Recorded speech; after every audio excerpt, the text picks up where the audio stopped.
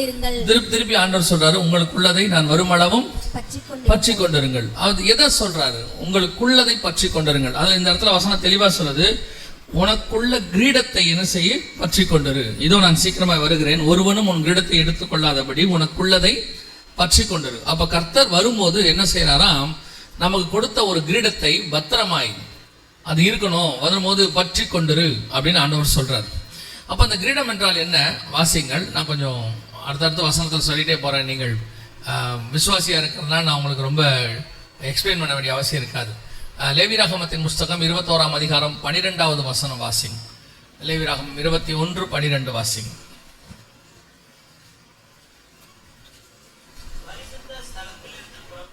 பரிசுத்த ஸ்தலத்திலிருந்து புறப்படாமலும் தன் தேவனுடைய பரிசுத்த ஸ்தலத்தை பரிசுத்த குலைச்சல் ஆக்காதிருப்பானாக.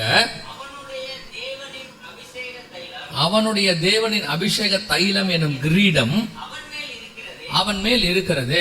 அப்ப அவன் மேல நல்ல கவனிங்க, ஒரு ஊழியக்காரன் மேல, ஒரு விசுவாசி மேல, சபைக்குள்ள இருக்கிறவங்க மேல கர்த்தர் ஒரு கிரீடத்தை வச்சிருக்கிறார்.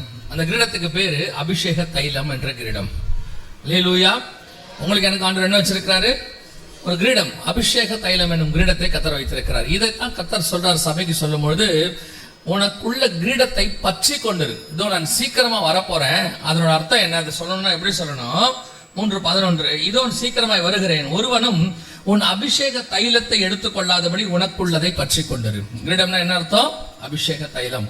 அப்ப கர்த்தர் நம்ம எல்லாரையும் என்ன பண்ணிருக்கிறாரு? அபிஷேகித்திருக்கிறார். நம்ம எல்லாம் பரிசுத்தாவின் அபிஷேகத்தை நாம் பெற்றிருக்கிறோம்.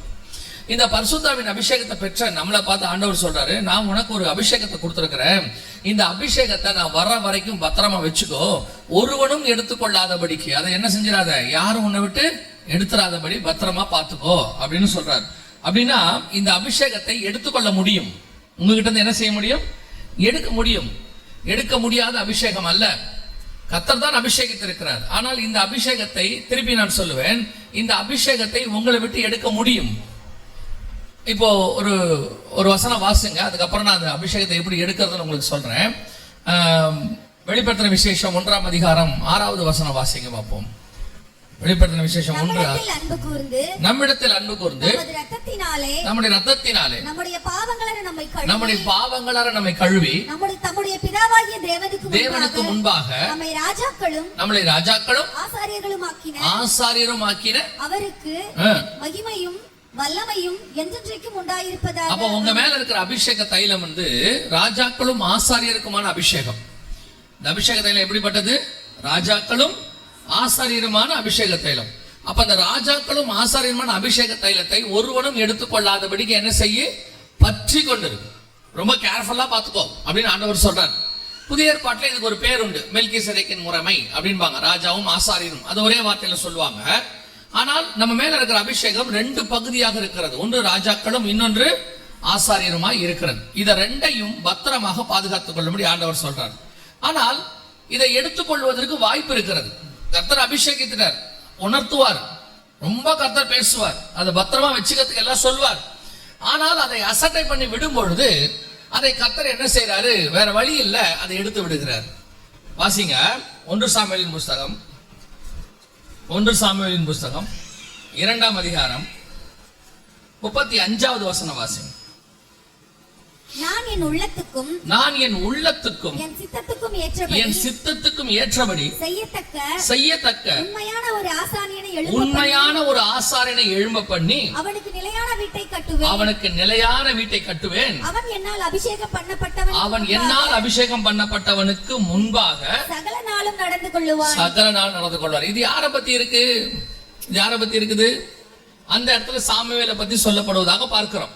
ஏலி கிட்ட கர்த்தர் சொல்றார், நான் என் உள்ளத்துக்கும் என் சித்தத்துக்கும் ஏற்ற செய்யத்தக்க உண்மையான ஒரு ஆசாரியனை எழும்ப பண்ணி அவனுக்கு ஒரு நிலையான வீட்டை கட்டுவேன்.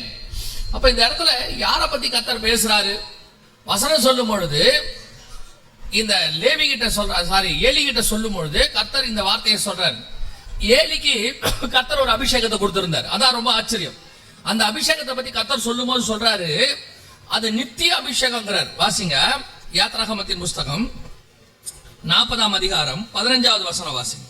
யாத்ராகமத்தின் புஸ்தகம் 40ஆம் அதிகாரம் 15வது வசனம். ஆசாரிய ஊழியம் செய்யும்படி அவர்கள் எனக்கு ஆசாரிய ஊழியம் செய்யும்படி அவர்களையும் அவர்கள் தகப்பனை அபிஷேகம் பண்ணினபடியே அபிஷேகம் பண்ணினபடியே அபிஷேகம் பண்ணுவாயாக. அவர்கள் பெறும் அந்த அபிஷேகம் தலைமுறை தோறும் நித்திய ஆசாரியத்துவத்துக்கு ஏதுவா இருக்கும் என்றார். எப்படி இருக்கும்? நித்திய ஆசாரியத்துவம். அப்ப அது தலைமையில வைக்கப்பட்ட அபிஷேகத்தினுடைய மகத்துவம் என்றால் நித்திய ஆசாரியத்துவம். நித்தியம் என்றால் எட்டர்னல், என்றென்றைக்கும். அப்ப ஆரோனின் மேல் ஊற்றப்பட்ட அந்த அபிஷேக தைலமானது அவர்கள் பிள்ளைகள் வழியாக நித்திய ஆசாரியத்துவம் வேதம் சொல்லுது. ஆனால் கர்த்தர் இந்த இடத்துல ஆண்டவர் சொல்றார் அதே வார்த்தைய, நித்தியமாய் ஒரு அபிஷேகத்தை அவன் தலைமையில வச்ச அவன் பிள்ளைகள் அது அப்படியே வரும். ஆனால் அந்த அபிஷேகத்தை குறித்து ஆண்டவர் சொல்றாரு. அதே 1 சாமுவேல் 2ஆம் அதிகாரத்துல 30வது வசனம் வாசிங்க.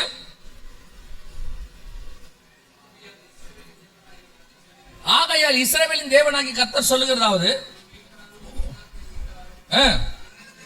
என்றென்றைக்கும் என் சந்நிதியில் நடந்து கொள்வார்கள் என்று நான் நிச்சயமாய் சொல்லி இருந்தும் இது எனக்கு அப்படின்னா என்ன அர்த்தம்? நான் சொன்னேன், நான் அபிஷேகிச்சேன், நான் தான் சொன்னேன். நித்திய அபிஷேகம், நித்திய ஆசாரித்துவம் நான் தான் சொன்னேன். ஆனால் இப்பொழுது எனக்கு அது தூரமாய் இருப்பதாக. அதான் இங்க பிரச்சனை. இப்போ கர்த்தர் அபிஷேகித்துட்டாரு, ஊழியம் கொடுத்துட்டாரு, அல்லது உங்களுக்கு வரம் கொடுத்துட்டாரு, அல்லது கர்த்தர் உங்களை ராஜாக்களும் ஆசாரியமா அழைத்து ஒரு சபைக்குள்ள கொண்டு வந்து வச்சுட்டாரு. ஆனால் ஆண்டவர் சொல்றாரு, இந்த நித்திய அபிஷேகத்தை ஒருவனும் எடுத்துக்கொள்ளாதபடிக்கு எனக்கு கொடுத்தாரு. நம்மளை பொறுத்த வரைக்கும் என்னது? ஆவியானவர் வந்துட்டாரு, அபிஷேகம் பெற்றாச்சு. இந்த ஆவியானவர் உங்களுக்குள்ள இருக்கிறாரா? அந்த ஆவியானவர் இன்னும் உங்களுக்குள்ள இருந்து கிரியை செய்கிறாரா? அதான் கேள்வி. ஒரு பாவம் செஞ்ச உடனே 51ஆம் சங்கீதத்துல ஒரு பாவம் செஞ்ச உடனே தாவீதுக்கு தெரியுது ஆவியானவர் என்னை விட்டு போறாரு. அதனால அவன் சொல்றான், அவருடைய பரிசுத்த ஆவியை என்னை விட்டு எடுக்காமலும். அப்படின்னா என்ன அர்த்தம்? அந்த அபிஷேகம் என்னை விட்டு போகாதபடி பாதுகாத்துக் கொள்ளும். அவன் அதான் சொல்றான், அந்த அபிஷேகம் என்னை விட்டு போகாதபடி. இன்னைக்கு நமக்கு பாவம் செய்யறோம், ஆனா ஆவியானவர் இருக்கிறாரா இல்லையா நமக்கு தெரியல. ஆவியானவர் ஏன்னா நம்ம அந்த பழைய அபிஷேகத்திலேயே ஓடிக்கிட்டு இருக்கிறோம். பழைய அபிஷேகம் அந்த அந்நிய பாஷை அப்படியே கர்த்தருக்குள்ள அப்படியே வந்து வந்து வந்து வந்து அது ஒரு முறைமையாயிடுச்சு. அதனுடைய விளைவு என்ன? இப்போ அந்த அபிஷேகம் இருக்கா இல்லையா? ஏலிகிட்ட கர்த்தர் அப்படியே சொல்லிட்டே இருக்கிறாரு.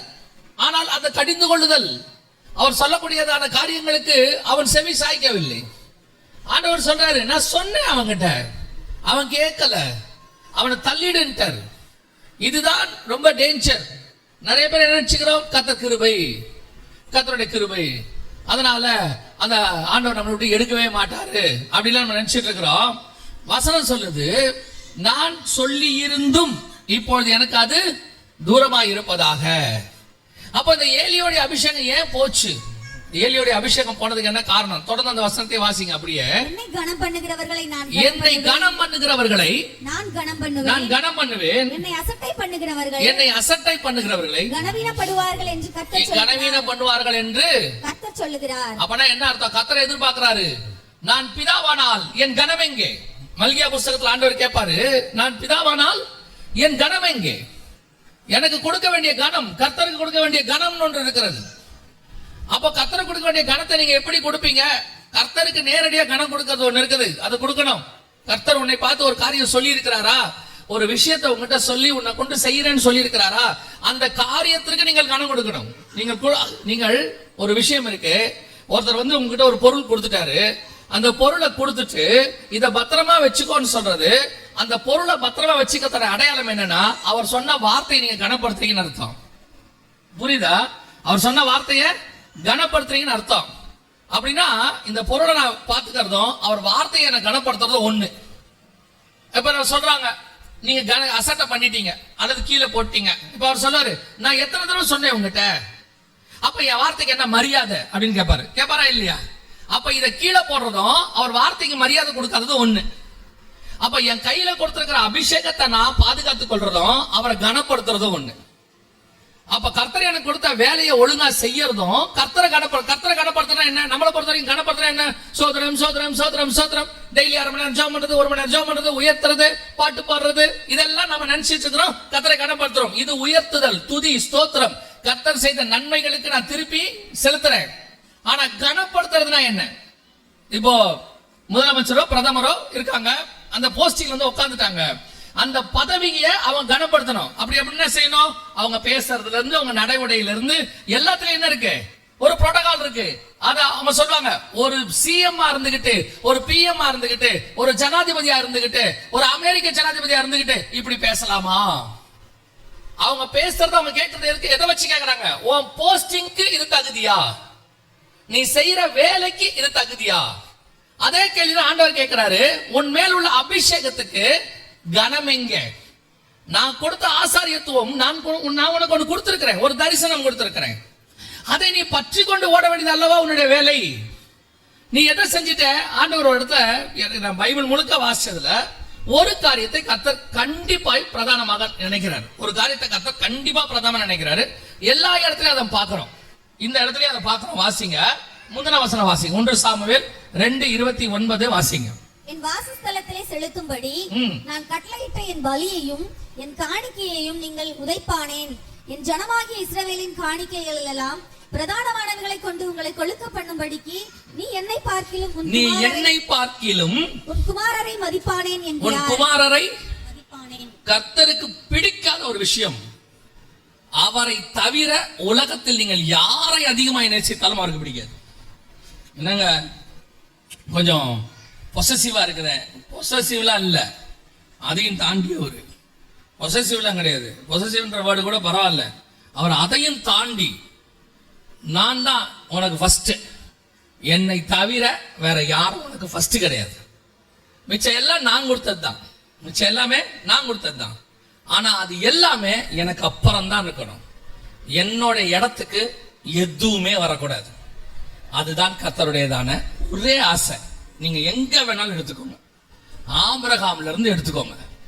அதாவது ஆதாம் கிட்ட சொல்லும் போது சொல்லுவாரு, நீ உன் மனைவியின் வார்த்தைக்கு செவி சாய்த்தபடியால். அப்படின்னா அதோட ஆதாங்க என்னன்னா, நான் ஒன்னு சொல்லியிருக்கேன் தானே, நீ என் பேச்ச கேட்காம உன் மனைவி பேச்ச கேட்ட.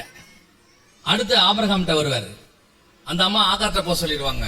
ஆகார் விஷயத்துல அங்கேயும் அதே வார்த்தையை சொல்லுவாரு, நீ உன் மனைவியின் வார்த்தைக்கு செவி சாய்த்தபடியால். அதோட இன்னொரு மறைமுகமான வார்த்தை என்னன்னா, என் வார்த்தைக்கு நீ என்ன செய்யல, செவி சாய்க்கல அப்படின்னு அர்த்தம். அடுத்து ஆபிரகாம்கிட்ட கேட்பாரு, நீ வந்து உன் குமாரனை, நேசகுமாரனை கொடுக்குறாயா எனக்கு? அதோட அர்த்தம் என்னன்னா, நீ என்ன நேசிக்கிறியா, அவனை நேசிக்கிறியா? அப்படியே வாங்க, நேரா வாங்க, எலிசா கிட்ட வாங்க, இல்ல தாவீது கிட்ட வாங்க, எங்க வேணாலும் வாங்க, நீங்க எதை வேணாலும் கேளுங்க. அவர் ஒரு விஷயத்துல ரொம்ப கான்சியஸா இருப்பார், நீ என்னை விட எதை அதிகமா நேசிக்கிற? பேதுருகிட்ட கேட்பாரு, மீனா நானா? யோவான்கிட்ட கேட்பாரு, உன் தகப்பனா நானா? எதை வேணாடுங்க, கடைசியா ஒரே வார்த்தை அவரே சொல்லிடுவாரு, ஒருவன் என்னை பார்க்கிலும் தன் தாயையாவது தன் தகப்பனையாவது நிலங்களையாவது நேசிக்கிறவன் எவனோ அவன் எனக்கு பாத்திரவான் அல்ல. ஒரு விஷயத்துல மட்டும் அவர் விட்டு கொடுக்கறதே கிடையாது. ஒரே ஒரு விஷயத்துல எனக்கு ஏன் பர்சனலா அவர் ஒரு காரியத்தை சொல்லுவார் எப்பவுமே, விளையாட்டுக்கு கூட நீங்க சொல்லக்கூடாது யாரையும். விளையாட்டுக்கு கூட என்ன செய்யக்கூடாது, எனக்கு கடவுளை விட நீ தான் முக்கியம் சொல்லிட்டீங்க, தொலைஞ்சிங்க. நான் விளையாட்டுக்கு தான் சொன்னேன்பீங்க, அவர் சீரியஸா தான் எடுத்துப்பாரு. இந்த சோதனை பல நேரத்துல வரும். எல்லாரையும் பிள்ளை கொடுன்னு சொல்ல மாட்டாரு, உன் பிள்ளையை கொண்டாந்து எனக்கு பலி கொடுன்னு எல்லாரையும் சொல்ல மாட்டாரு. ஆனா வேற விதத்துல சோதனை வரும்.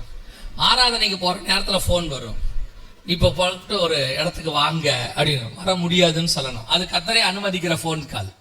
நீங்க பிரேயருக்கு போகும்போது ஒரு கால் வரும், அல்லது நீங்க பைபிள் வாசிக்கும் போது ஒரு மெசேஜ் வரும். அந்த மெசேஜுக்கு நீங்க ரிப்ளை பண்ணி அவங்களோட பேச வேண்டியதா, இல்ல பைபிள் வாசிக்கிறீங்களா? நீங்க ஆராதனைக்கு கிளம்பும் போது ஒருத்தர் போன் பண்ணுவாரு, போன் பண்ணி சொல்லுவாரு, உங்களை பார்க்க வரேன், ஒரு அரை மணி நேரம் இருக்க முடியுமா? வந்துட்டேன், பக்கம் பாரு.